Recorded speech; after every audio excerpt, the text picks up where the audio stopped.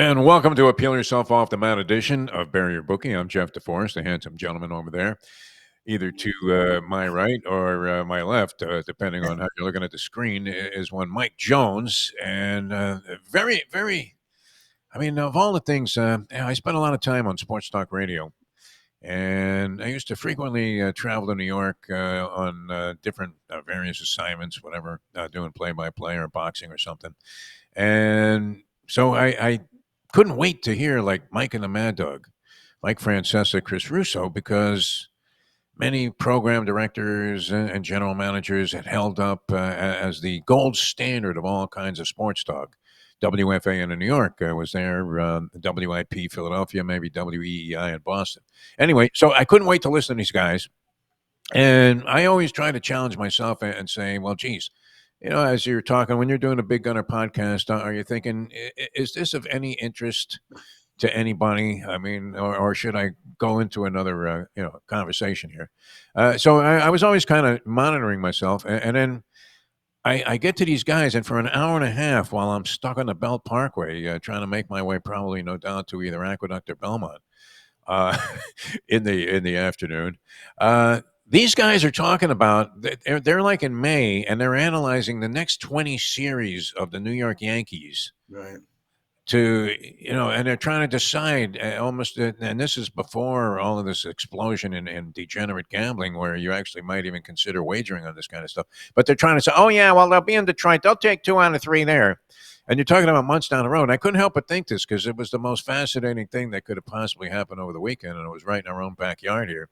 As the Yankees come to town, and if it was the beginning of the season and Francesa and the Mad Dog were on, what were the chances they would have envisioned a sweep by the Marlins, the lowly Marlins, who started the season with subterranean expectations and the usual pall cast over the franchise that, well, even if they get good, they're just going to get rid of these guys anyway. But, wow, I mean, what did you make of that? That 13-12 game was as Unbelievable. fascinating a baseball game as I've Yeah. It's one of those things that you're down here in Florida and you say, if you could ever go to a sporting event, what would be a heck of a baseball game to go to? And I'm like, yeah, that's one that you probably would have loved to bet in. I mean, you're down 6-0, 9-4. You just keep coming back. You're looking as a gambler, I'm looking at plus 700, plus 900, what the heck? And then you just see a game that they make all these deals for all these players, and every one of them backfired. I mean, they're sitting there the next including day the ball rolling through the right fielder's leg. right, a kid who I'm watching play the other night in Tampa against the Yankees during the rain delay and switching fields, like just remarkable. And that game to me, I was texting my New York Yankee fans in New York during that game saying, You were egging them on? oh, I was egging them on. I was sitting there going, this is just, how can you deal with this? And the problem is you make all these moves that are better, and every Yankee fan says, here we go. You come down here and get swept from a team, by the way, that was a seller on, trade deadline day. Yep. Right? Who ended up giving away a couple players. Sanchez, who had hit a 2-run homer to beat the Cardinals earlier this week. You get rid of him. But the team keeps up with the bats and keeps going. And the Marlins are a very intriguing team to watch.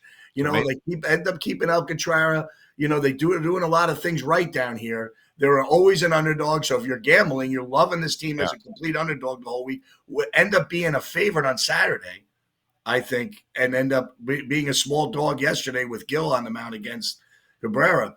I mean, they have a decent starting pitching. Quantrill's pitching better. It's just fun to watch, at least lesser teams to go. Now, from the gambling perspective on this. But now, sending it in as they got more and more improbable in terms of their chance of a big. When it was 9-4, you had to think with Cashman was praised for these additions. Well, I had the Yankees that night with Rodon laying the 160. I did, and I'm sitting there watching the game, feeling good. And by the 7th inning, I'm getting off the game. And I'm looking for a line in the 9th inning, 13-11, because you just figured it was going to in the 9th. Yeah. When they opened up that 2-run spot after it was tied at 10 apiece, this looks like, it could have been Game 7 where the Yankees were in the Pittsburgh role and they pulled out the World Series on the Maz homer. So you weren't punching during the game as the odds increased against. I was, but I didn't because you just don't. Oh, you were? Okay. No, I hit a little bit. I hit the total and kept betting the over as it went over, and but playing around like $10, not nothing significant, but just messing around with it. but you just felt like, you're watching this going, this game is just not going to end the right way as a Yankee better. Yeah. And then it set the weekend up. The next day, it was what, 2-0? The next day, it's 7-3. I mean, Yeah. you're watching these games, and it's remarkable. And you just felt the mix in the crowd, the Marlin fans picking up as the Yankee fans get their gun. Volpe hits a home run to tie in the eighth. You're like, oh, what a game this is, And then, if that was a playoff game, that might go down as the greatest game ever played. If it was a playoff game, for excitement. Does he get? I mean, for people that say baseball is boring, No, it wasn't. And you're then jumping out go your seat either way, either in agony or in victory. And how about this one? What happened in Colorado and Pittsburgh? Yeah. 9-0 in the first inning. They lose 17-16. They up 16-12 in the ninth inning. I mean, on Colorado at that point. Yeah, no, but a buddy of mine was telling me they have no pen. You have to be criminally insane, as we said, to bet preseason football, and I still maintain that. And we'll get into that a little bit, that Hall of Fame game, because it was playing after the last time you were with us here on the show. But yeah, I mean, the ultimate irony too of the series was, and it's always, when you see a player get traded for a prospect. I mean, they traded Jazz Chisholm, who hyped to productivity overall probably is a little below the Mendoza line, but still not a bad ball player. I mean, but making the horrendous Aaron Boone fundamental mistakes, unbelievable, getting doubled off on a pop-up baseman. Did he not realize that at the worst, the other guy is standing on first base?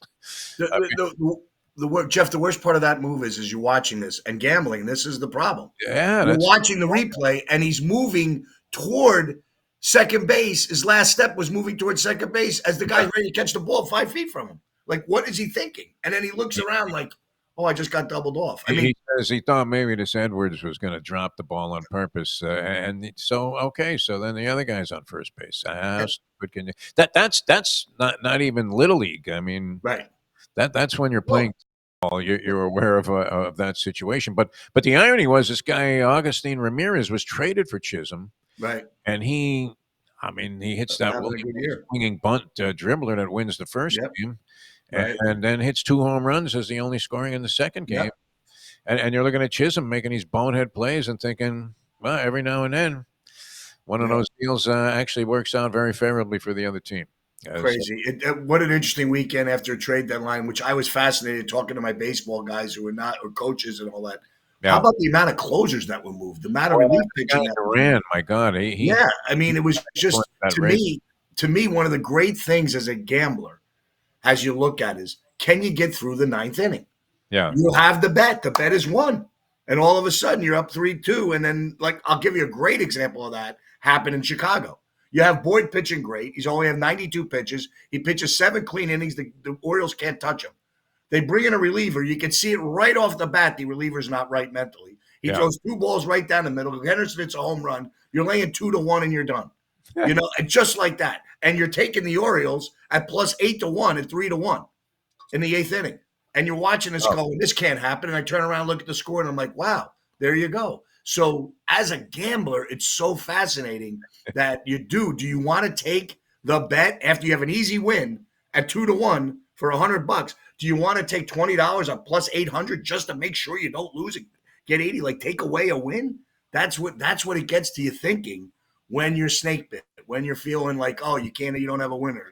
It's a crazy time. But baseball is so interesting because the insecurity of the relief pitching is so bad. It's almost like you got to chart. You got to bet the first 5 innings if you want to bet a starting pitching. Just don't even look at the game because they're going to go 5 if they're good. So you get them in the first 5. And then if you really want to analyze a game, you better look at what teams are struggling out of the bullpen. Forget the starting pitching. Forget the hitting. Who can't throw strikes? Who is struggling? And that's how you really want to handicap baseball at this point if you're going to look at it from a statistical and point of view. That's the way I see it. I'm always amazed when I see a starting pitcher gave up no earned runs, 3 hits, and only went 5 1/3. Mm-hmm. You're like, well, what happened, man? Bob Gibson has to be just. Right. I mean, the guy back in that day, people not only completed the game, but they would pitch into extra innings and go every 4th day. And I don't know, we hadn't heard of Tommy John surgery. Right. And last night, the most fascinating part of watching the Phillies and the Tigers was you had Sanchez, who only had So he only had like 70 pitches in the eighth inning. Yeah, And they were like talking about it. So now you're like, they can't touch him. Why bring Durant in for the ninth? I would But, have but done the it. change of pace, you have to do it. It's like, oh, here we go, and they bring the celebration in, which was one of the wildest bring in the closers, and he's throwing the ball over the place, 103 miles an hour, and it's like It's that. Now you moving. got It's moving like it had a gyroscope on it. right, and Um, it's so, but it's like if he blows that game, you're sitting there thinking, why do we take these guys out of games? that's true Because too. and for a baseball purist, I talk to guys who really understand that the pitch count is overblown. It's just that's what they say to me. The baseball guy who's coached for 25 years saying it's just you're so worried about your product and what you have in value in the player that you're so worried about injury that's what really gets everybody thinking about how to control pitch counts. But you're right. Boyd has 92 pitches. I asked him, called up my pitching ace. I said, what happened? He goes, it's just how they feel today. It's just the way the game is. I would think he could let him go to 110 and he could bounce back the next day, but give him another inning, but you don't. And Say that's this, that serving in tennis is a similar motion, yep. and you'll watch these guys in the third set of a best of three, and it's in the tiebreaker, and they're still bringing it at 135 miles an hour, Right. and there's no pitch count on this. I mean, obviously they've used their arm in that motion frequently enough to have certainly subjected themselves to the possibility of straining almost anything. Right. But I mean, yeah. So maybe there's an over concern with that with pitchers in Major League Baseball. I want to transition into Sure. before we get into some plays for tonight, but I still maintain and contend that if you're betting NFL preseason games, you really need to subject yourself to some form of psychotherapy and or find a new drug that can pacify you to the point where you're not tempted to do this. Because I mean, look at this game. You had what Dan Campbell took place Thursday night, Hall of Fame game, and Jim Harbaugh and the Los Angeles Chargers. Okay, so you're looking at the two coaches. Who's more likely to say, "Well, boys, I'm going to drink the blood of this pigeon to motivate you guys to go out there and fight and win"?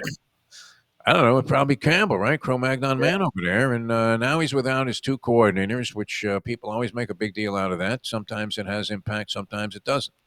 What we do see Aaron Glenn in high regard there with his new tough attitude with the New York Jets. So you're thinking, well, maybe they try in the preseason. I don't know. I mean, the Mhm. question would be, who the hell is trying? And then you're thinking, if it is Campbell here, because Harbaugh maybe has a little bit more cerebral approach to getting guys ready to play that first week of the season. Um, and then he lines up a linebacker as his kick returner, fumbles the ball in the very first play. I don't know if you had any action on that. And you're thinking, what kind of clown is counting on this to be any semblance of what you would normally see when technically there's at least something on the line, like the chance to make the playoffs or whatever, motivates teams in the regular season. But there is none of that in the preseason. It's just like trying to bet on a sparring session in the gym and you're betting individual rounds. It's crazy. I don't know. Yeah. What did you think of all of that? Because it didn't dispel my impression that you're insane if you're betting this stuff, especially taking aside. Did the gods of gambling give everybody like a small window of confidence where last year everybody was cashing every game on the unders? And you know how the gods are. They're cruel, Mike Jones. Yes. They Just are. as quickly as you develop this level of confidence, it goes back to being a 50-50 proposition. Overs, Mhm. unders, they're very sharp at adjusting. So what did you think about all of that in the Hall of Fame game? Well, what I thought about it was, you're going to experiment in the first preseason game of four. So you try a guy who probably looks like athletically he's doing some things in camp that you might want to see. Oh, let's try this guy on a kickoff, and then pressure mounts. He gets his big claim to fame first game, to national television, and the ball pops loose on a good hit. And it's unfortunate. I don't know if they put him back there again. I think he did run He another did one. return another one, Yeah, and he he did. made a very hard nosed run up the middle. Right. And so I there's thought something. he went to Campbell and just said, "Hey, listen, coach, nobody gives a flying one about this Yeah. game. So why don't Well, you put me in a kick returner and see what I can do?" well, here's the thing. The reason why I thought the line was low. I look at those stats that you're saying, how all of them went under, and it's a picture of the line price probably being smaller because of that fact that you say. Yeah. There's always value in that. I kind of enjoyed when I saw the line go to 34 after I picked 32 and a half on Monday, and then I saw the 34, which made me think, okay, So the guys who I know that are doing it are moving these numbers or thinking the other way, think what I'm thinking. So that made me feel secure. So the line moves in preseason games, I think, are really interesting because their movement on the basis of not action, because there's not a whole public play on this. It's probably a guy who's pretty sharp. It's that they know who's done and what his history is, and saying, okay, as soon as he bets, they're going to pop the number. That's kind of how that works. So I thought this.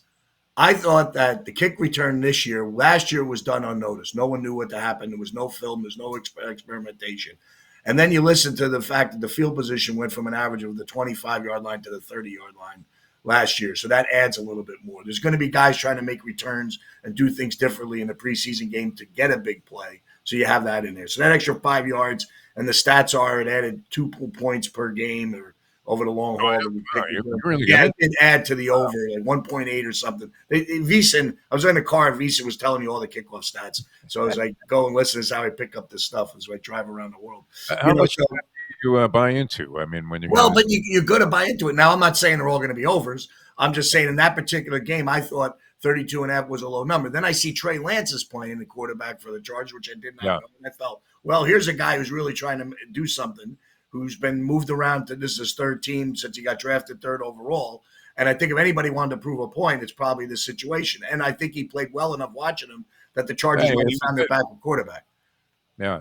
Yeah. So, I mean, these are the things you're looking for, and they can let him play a little bit longer than normal, but you have 4 preseason games. So I just thought, looking around, the first half line, I think I texted to you, why is a team 2 in the game and yet a 1-point dog in the first half? They're saying something about something that they knew. When you saw that in the NBA, that kind of was like more than 50% hit when all of a sudden the game line would be 5 and the first half line would be 4. And then, that kind of thing. All over that. There's some weird observation that you saw in a couple playoff games and things like that happened, and so a lot of times when they put that out there, that you got to beware that there's someone knows something that is happening. I would say they win more than they lose. I wouldn't know if it's 57 or 58%, which you're an automatic winner. But if I see -1 and the game they're +2 in the game in a preseason game, I'm going to say something's going on in that first half that tells me that the Chargers were the play. So that's just reading lines in my experience reading lines. That's all. I mean, if you took it into consideration, actually, there's some logic to what you're saying, of course, because you analyze this stuff down to components and quantifiers that, I mean, I don't know that I've even seen applied before, which is great. But the Trey Lance thing was interesting. I didn't even know he was on the Chargers. Right. So, that shows you maybe my ignorant approach of condemning everybody who's betting preseason games with confidence is probably misguided. But and the other guy, what was it, Craig Allen or something like that? Kyle Allen. Yeah, Kyle Allen. Okay, so and he'd been with 5 teams. He's on his 5th team in 5 years. It's like, holy Dan Orlovsky, what are we talking about here? Right. So, I mean, I don't know if you were going to have an edge, and who would have known that Harbaugh was going to play this cat into the third quarter of the game? Well, I mean, the Lions were already scrambling with backups, and it just seemed to make zero effort to do anything in that ball game. And you're looking at the second half, right? So you get 28 points in the first half. The thing I think is, the line's probably 14.5 in the second half of the 21-7 game, and now you're looking at under because you're going to see those changes. So when you see that low line after 17.5 in the first half, and I think the line was 16 or something like that, 15, but low number. Yeah. And you're thinking they're telling you that it's going to stay under. That's what you're looking at. And then you look at late in the game when they've seen what they wanted to see on film, with 6 minutes to go and you're third down 30, 27-7, you're going to run the ball. You're not going to try to come back or make a throw or do whatever. There's no 2-minute offense drill at this point, and you move on. You got the next game next week. I think, especially playing 4 preseason games is different. It went in the 70s. They used to play 6. Yeah. Now it's down to 4. Now it's down to 3. I've always said that 2 in 18 games is probably where they're going to end up. And I think you go to the college game and just eliminate the preseason all in a while. You just, I felt that I'm listening to this happen and the coach is talking about it. The inter-squad practices. Right. And now watching the Giants clips, there's 3,000, 4,000 people at these practices now that go to these teams to watch them practice. And they're filming, and Russell Wilson was 7 out of 10. That doesn't matter in a 7-on-7 drill. Why are we even hearing these stats? Yeah. But you hear them, and I'm thinking to myself, well, they could charge $100 a seat when the Jets come in and work 3 days, and now all of a sudden they have the money that they would have had for a preseason game a little bit, with a little less atmosphere hit, more controlled, less injuries probably. I don't know. I think preseason's eventually we're on our way by 2035, maybe when we're going out of here. There'll probably be no preseason I don't game. think it'd be around to see that I happen. know. I know. So, I We'll mean, be long I gone would say before the it under happens. on DeForest ever seeing the complete elimination of preseason football. All right. All that being said, we want to get into some stuff. I mean, interesting development. Your hometown Marlins now 500 at 55 and Mm-hmm. 55. Still not expected or anticipated to carry that out through the end of the season, although the new number projection I saw was like 77 wins, which far eclipses any season total that you could have Right. imagined. They don't trade Sandy Alcantara, their former Cy Young Award winner, out last year with Tommy John surgery, has come back, and at times he's flashed his old form, the last two starts especially. You thought he was a goner at the trade deadline. They keep him. He starts tonight. And the Houston Astros come to town, and the Astros have been getting knocked around a little bit of late, Sure including have. one loss last night. Does the momentum continue? Marlins on a 5-game winning streak, a chance to go above 500 for like the first time since week 1 or something, when they might have been 3-3. They started out okay, I guess, through the first 15 or 20 games, and then took a dive and now have risen from the dead. 16 games under 500. They're 500. What do you think? I mean, would you take a shot on this game? Because I don't know that. I would imagine the Marlins are slight favorites there. 123 minus. Would you do it? I mean, did they win? Absolutely, I'd do it. Alcatraz had 2 quality starts. Yeah. Costanza's pitching for the Houston Astros. Jason Alexander's on the hill for Houston. I saw something interesting with Houston yesterday. So they're a 125 favorite. Valdez, the ace, their best pitcher clearly. He's pitched well all year. But a week ago, he complained about the relief pitching and the defense, that the defense are let him down and all this stuff. So now you have something in his head. He throws a couple wild pitches in a 6-run inning. They made an error. You saw them the whole thing implode with a 1-0 lead in the fourth, and you wonder where, if your ace is causing disruption, where you are. So they're ahead of the West. They traded for Correa, right? They get swept by the Red Sox, so you didn't see that coming. Red Sox with these no-name defense, like kind of like the old Dolphins. Yeah. Who's on that roster now? But the young players that seem to be getting it done. A John Henry special, a Moneyball special. Get the cheap guys that come in here, young players, and do it, and they take them. I don't know if does a change of venue help the Astros? Maybe, but I like the way Sandy's pitching. I think they're telling you at 123 that should be a pick 'em, or maybe Houston a slight favorite. They're telling you take the Marlins, so I'm going to jump on them and ride it out, enjoy the run here, and be on the Marlins late 23. The streak theory applies. Team on a 3+ winning streak or losing streak. Keep betting them until the streak ends. So, I mean, and that's not one that you can jump on in mid-season necessarily. Nope. Because you had to be doing that from the beginning of the year. I think that's an automatic grind out profit if you end up doing it. All right, any other baseball games? Yeah, we got a couple here we're looking at. I'm gonna jump over to the team that played in Bristol. So the Bristol game Saturday, which is very interesting. Fortunately, gets rained out. They finish it Sunday, and the Braves pick up a 4-2 win. Looking forward to the game. Watched them play in a complete rainstorm, a regular season game. They would have put the tarp on a lot earlier, and they had to fix the field. They put a ton of money into bringing a field into the racetrack in Tennessee. But it was an interesting concept. Thought it was nice. Well, Fetty hasn't been pitching well for the Braves, and the Brewers are red hot with Priester. I know I'm laying a 138 on the road, but I think that might even be low compared to what's going on.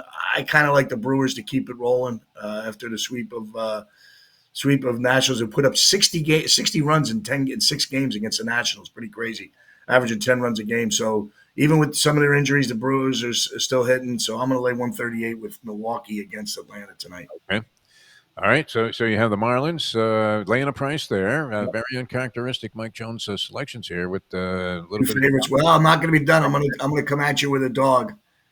Yeah, after that 4-dog night, and now we didn't profit from that, unfortunately, because you went with a couple of games that I liked also. Right. But, Right. All right, so you got a dog for us too. Yep. So the dog is going to go out to Tampa. Hauser's pitched very well, going out to LA. The Angels, who a little up and down, lose 2 out of 3 from the White Sox. I'm getting 111. The Angels aces on the mound. I'm getting 111 with Tampa. I thought Tampa struggled a little bit with the bats.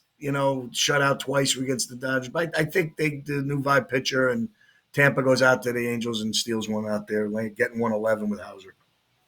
Okay, sounds good. Mike Jones, on top of your game. I'm seeing, I don't know. I mean, I don't want to read too deeply into this because you've been Mr. Optimism when it comes to your beloved New York Giants, going all the way back to your days with Parcells. And no one has been as enthusiastic, except I was just reading some very favorable, glowing praise about the New York Football Giants in the New York Post, of all places, where cynicism and sarcasm tends to rule. They are delusional about certain teams like the Knicks, but I mean, in the case of the Giants, they've been down on them for a while. You are not, however, and you will be, no doubt, throwing us into great detail tomorrow on the Big Gunner podcast. Yeah. Yeah, well, here we go. Let's talk about it. So the over's 5.5 getting a quarter. Now it's 5.5 getting 12. So now that means the money's coming in. They're starting to take the Giants as a plus price over 5.5 wins. There was a video caught on a pod where Julian Edelman and Gronk were doing a pod, two Patriots who Brian Dable had a relationship with him when they were with New England. And they asked Daves about how he coaches his coach staff. And then they were saying, well, what's the Giants over under wins? And Julian Edelman thought 8.5 and Gronk thought 8. And then they saw 5.5 and they said, oh, that's a dead over. Dangerous enough when a football player doesn't gamble, decides to make a selection and say it's easy, But to me, I also looked at it like, wow, so there's two football players that clearly believe in Brian Dable like I have. I go back to the things I've heard about Brian Dable, very smart football guy, different type of leader. Sometimes it takes more than just 2 or 3 years. You want to run these guys out. And the Giants had a history prior to this of 3 2-year coaches. You just can't have the continuity. It's not the way the organization worked. A lot of outside influence, I think. But I think this is what I see. If we could stay healthy, we had Scottaboo go out with an injury, Wandale Robinson go out with an injury, little minor stuff. Both guys are day-to-day. We just can't get anybody hurt.